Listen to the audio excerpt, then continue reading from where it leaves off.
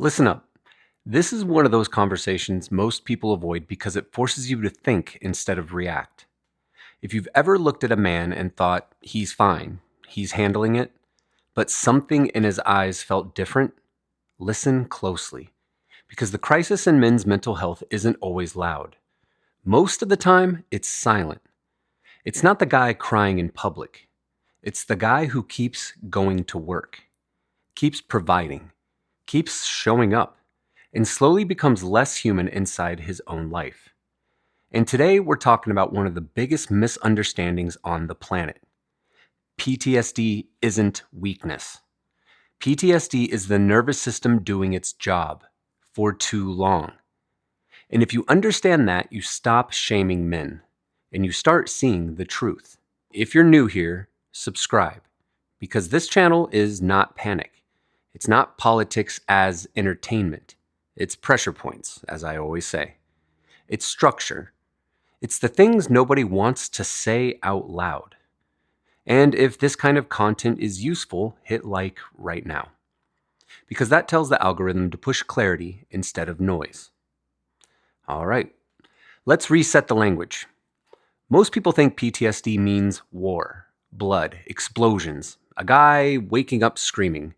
That's the Hollywood version. Real PTSD is more subtle.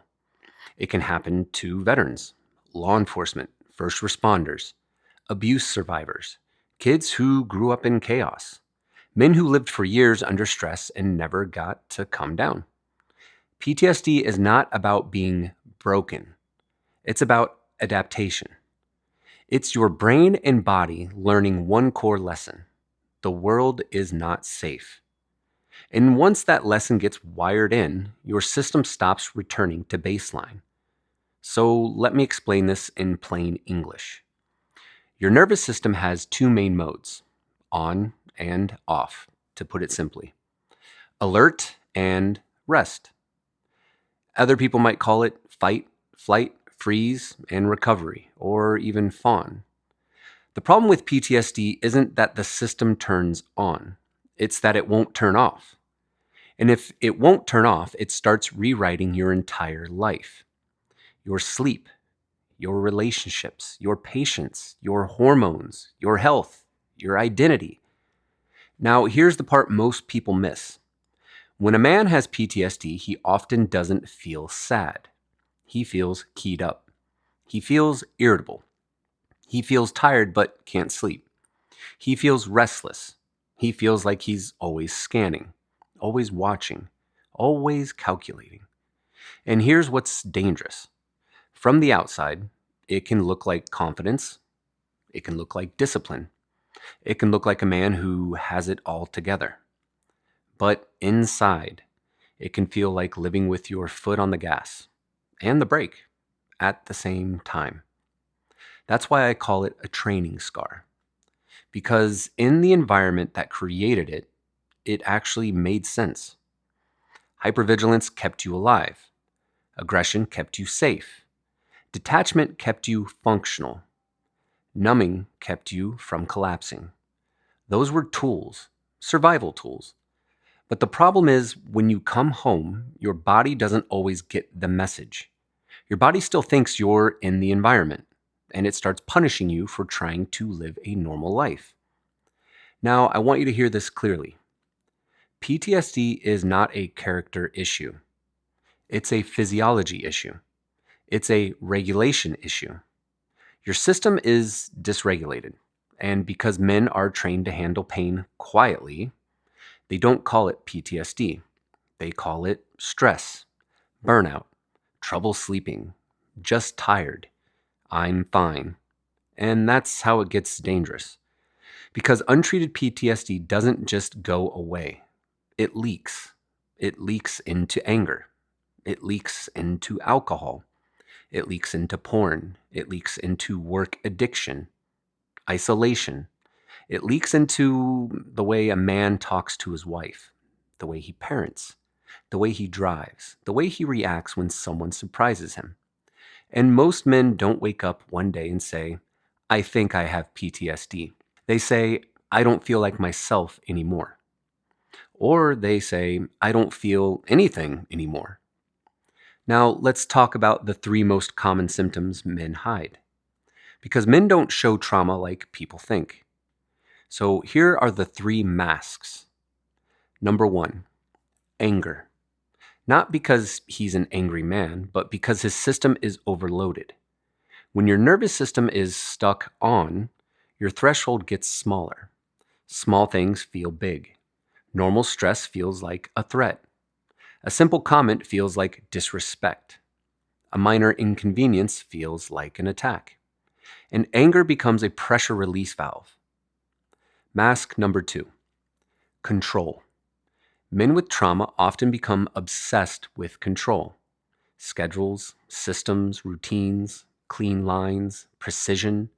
Because when life used to be chaotic, control feels like safety. And when control is threatened, the nervous system reacts. Not the personality, the nervous system. Mask number three, isolation.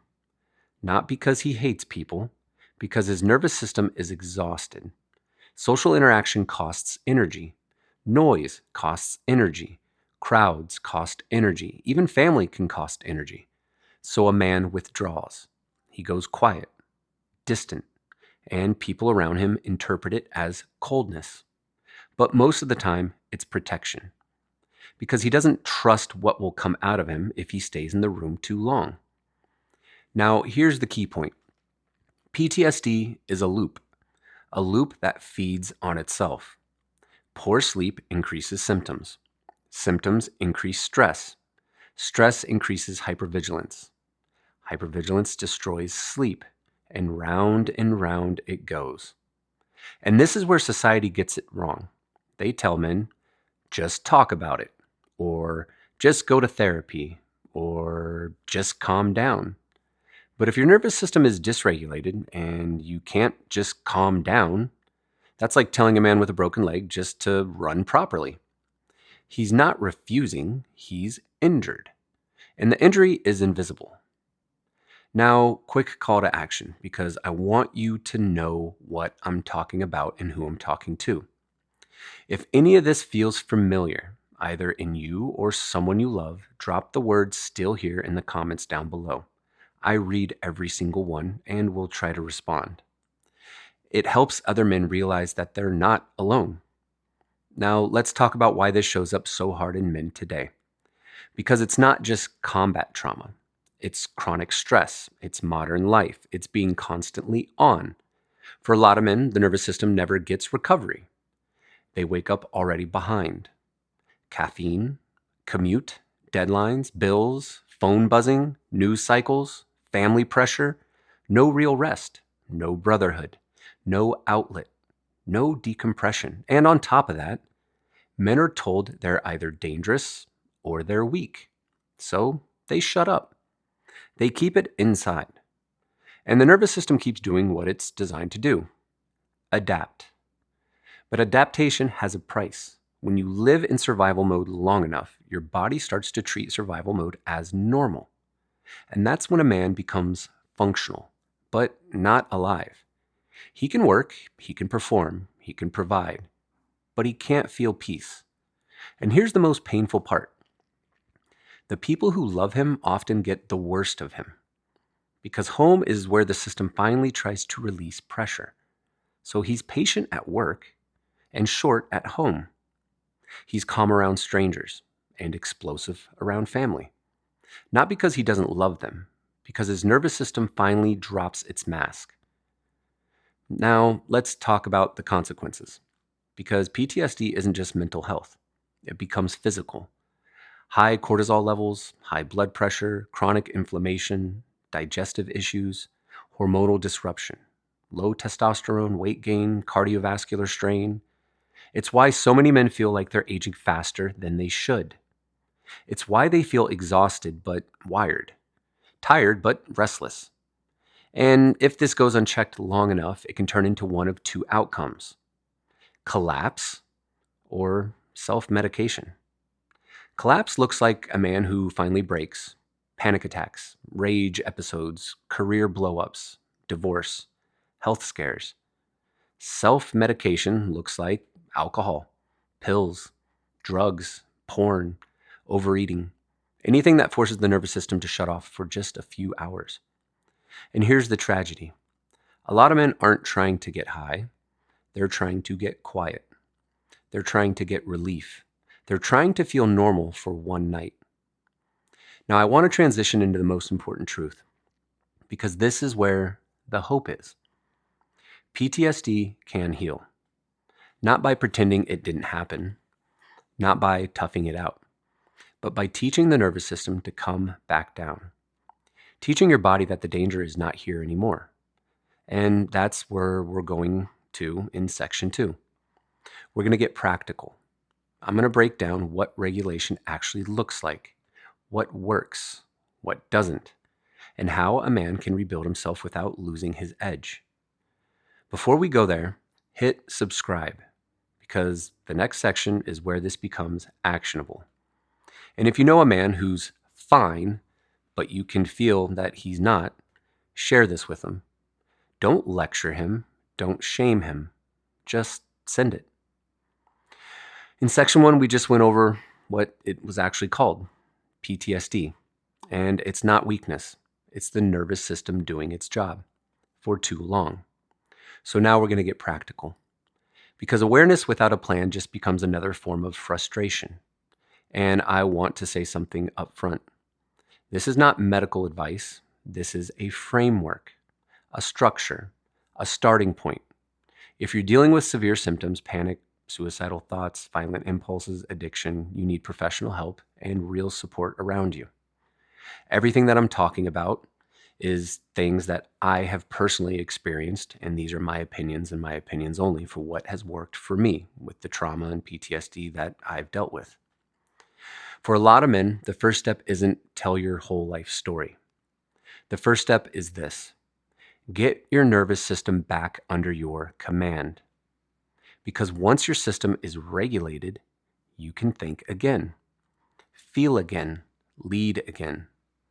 Now, if you're still here and you're getting value from this, do me a favor, please. Hit like. It helps out a lot, and I truly appreciate it. It tells the algorithm to keep pushing content that actually helps people instead of just triggering them, like most of the trash that's online nowadays.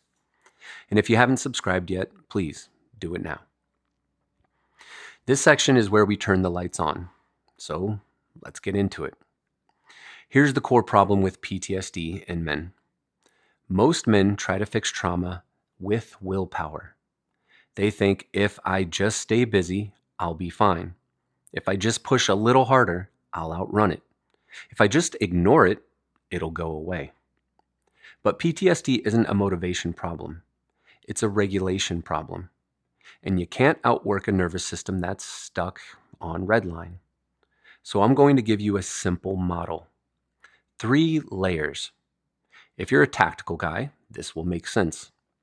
Layer number 1, stabilize the body. Layer number 2, rebuild the baseline. Layer number 3, process the memory without losing control. Most men skip layer 1 and 2 and try to jump straight to talking. And that's why they quit. Because you can't process what your body still thinks is happening. So let's start with layer number 1. Stabilize the body. In other words, the off switch. If PTSD is your nervous system and it's stuck in the on position, then the mission is to go teach it how to turn it off again. Not forever, just off when it's supposed to be off. And here's the first brutal truth. If you're not sleeping, you are not healing. You are surviving. Sleep is not optional.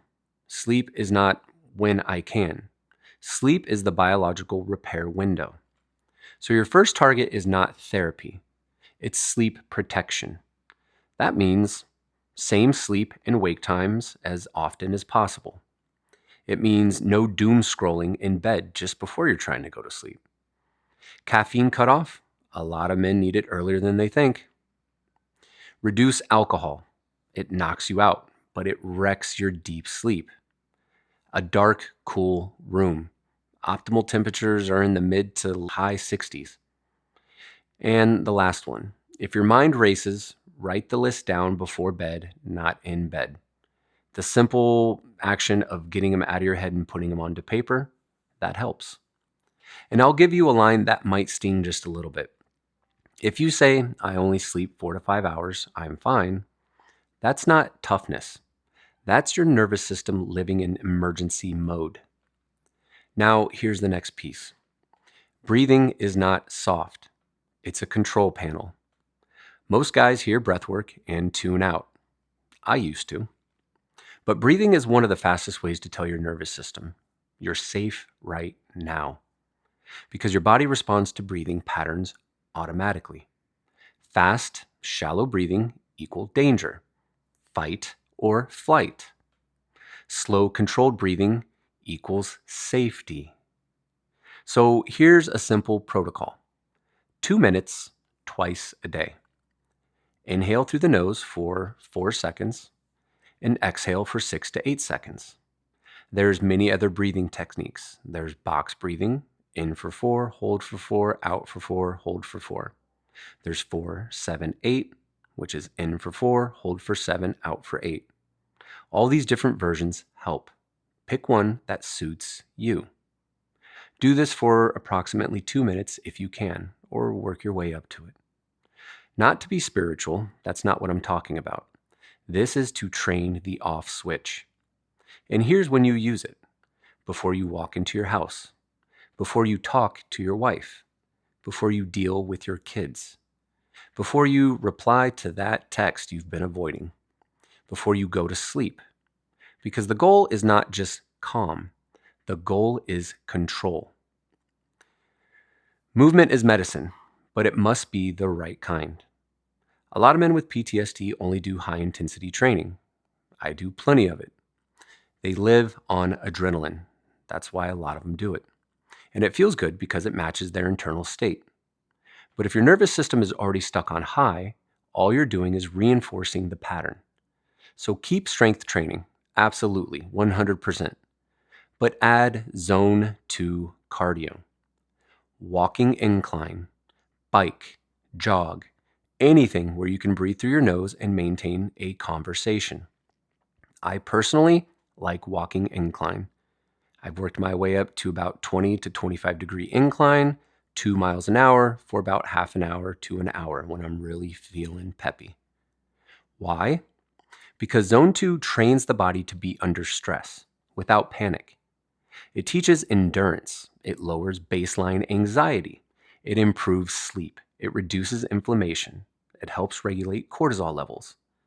This is one of the most underrated tools for men with PTSD. And you don't need 2 hours.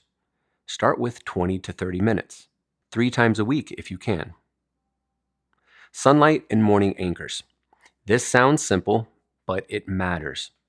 Morning sunlight within the first hour of waking helps regulate your circadian rhythm, which helps sleep, which helps emotional control, which helps PTSD symptoms. Again, this isn't magic, it's biology. Cut the stack that's keeping you wired. A lot of men are unknowingly stacking stimulants and stressors. Caffeine, plus nicotine, plus news, plus conflict, plus sleep deprivation. That's gasoline. If you want to stop feeling like you're always on edge, reduce the inputs that keep you there. You don't have to become a monk, that's not what I'm saying. But you do need to stop acting like your nervous system is a machine, because it isn't. So that's layer 1. Stabilize the body. So here's the shift. When the body stabilizes, your baseline changes. You're not as reactive. You're not as explosive. You have more patience. And when you have that, you can build layer 2. Rebuilding the baseline. Identity plus routine plus connection. PTSD doesn't just mess with your sleep. It messes with your identity. A lot of men with trauma become 2 people. The functional one and the dead one. Functional at work, dead at home. Functional in public, dead in private. So layer 2 is about rebuilding the baseline version of you. Not the old you, not the before you. A stronger you. The version that can carry what happened without being controlled by it. And this is where brotherhood matters. So let me say something direct. A lot of men don't need more therapy. They need one solid man they can be honest with without being judged. Not a drinking buddy, not a gossip buddy, a man with discipline, a man who respects silence, a man who can hear something heavy and not flinch. If you don't have that, you need to build it because isolation is gasoline for PTSD. Now, here's how men open up best: not face to face, shoulder to shoulder, in motion, working on something, driving, walking, lifting weights. That's how the pressure releases without feeling exposed. So if you're trying to fix your life, stop waiting for the perfect conversation. Create the environment. Then the conversation will show up eventually. Routine is not boring, it's safety. For men with trauma, routine is regulation: wake time, training, work blocks, meals, sleep. It reduces decision fatigue. It reduces chaos. It creates predictability. And predictability is safety for a nervous system that learned anything can happen. If you want me to put out a simple 14-day reset routine for guys dealing with this, type reset in the comments down below. If enough of you ask for it, I'll build it and I will post it. Layer 2 also includes what I call controlled exposure, because a lot of men avoid the things that trigger them: crowds, noise, certain conversations, certain places. And avoidance feels safe, but it shrinks your life. So you don't fix PTSD by avoiding triggers forever. You fix it by gradually expanding your tolerance, not by throwing yourself into chaos, but by controlled steps. That's why a lot of guys need better sleep, better baseline fitness, better breathing control, better routine before they try to face everything. Now we're going to get into layer 3. Process the memory without losing control. This is the real work. Once your body is stabilized and your baseline is rebuilding, then you can actually process. This is where professional support matters for a lot of men, because trauma is not just a bad memory. It's a stored physiological response. Your body reacts like it's happening now. That's why men get triggered by sounds, smells, tones of voice, unexpected touch, a slammed door, a crowd, a certain kind of look, and they don't even understand why. Processing means you teach the brain: that was then, this is now. And there's a legit approach here: trauma-informed therapy, EMDR, somatic approaches, cognitive processing therapy, and so on. And if you've never done it, you don't need to fear it. The goal is not to make you weak. The goal is to make you free. But here's the part men need to actually hear. You do not have to tell your story to everyone. You do not have to perform vulnerability. You do not have to relive everything for it to count. You need the right container, the right clinician or mentor, the right pace, and the right tools. Now, here's the biggest mistake men make when dealing with layer 3. They try to process trauma while still living like a grenade. Still sleeping 4 hours, still pounding caffeine, still drinking the booze, still living in chaos. Then they wonder why therapy doesn't work. You can't build a house in a hurricane. So if you do one thing from this entire section, build the foundation first, then process. Now, let's bring this home with a real-life translation. What does progress actually look like? It doesn't always look like peace. At first, it looks like you pause before reacting. You sleep a little deeper. You don't snap quite as fast. You can sit with discomfort without exploding. You stop needing constant stimulation to feel okay. You start enjoying simple things again. And here's the big one: you become present. Because the tragedy of PTSD isn't only the pain, it's absence. A man can be in the room or at home, but not really be in the room or at home. PTSD steals presence.